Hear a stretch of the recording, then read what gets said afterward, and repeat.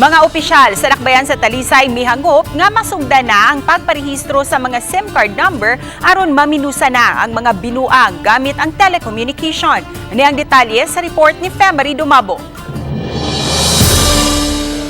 Sa pagpatuman sa SIM card registration, gilauman nga di na kini yanong gamiton sa mga dunay daotang intensyon sama sa pagpangilad, pagpanghulga guban pa. Alang ni Konsehal Gail Restauro, chairman sa Committee on Peace and Order sa Dakbayan sa Talisay, nga sa ingon niining paagi dali na lang masubay ang mga naghimog binuang. Gani biktima na niini ang ilang kauban sa konseho nga si Rodi Cabigas, din gigamit ang iyang pangalan sa pagpangilad. Si Konsehal Danny Caballero, chairman sa Committee on Disaster Resiliency, niingon nga paagi kini nga mailhan ng mga tao nga magpakatap og fake news, ilabi na kining bomb threat nga makapabulabog sa kadaghanan.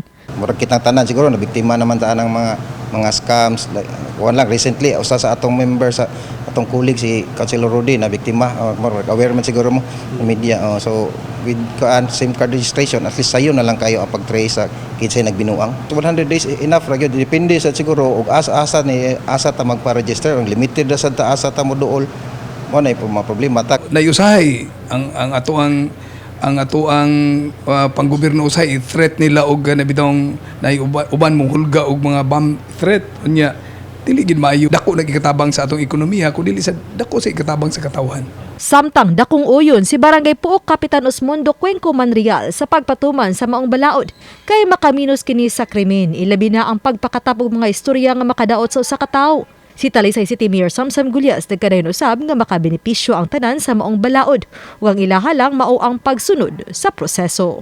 Whatever laws that are passed, ordinances that are passed that will protect the privacy of people, not only public officials, that is good and we will support that. Sa akong tanaw, sa akong nadunggan kung unsay pamaagi nga ako natimbang-timbang makaayog yung tanan kay para mahilom, mawa ng mga dinastos ng mga sulti o ng mga scam nga nakabiktima og taon og mga pobre. Uban ni Philip Patricio Grod Prado. Ako si Femery Dumabok.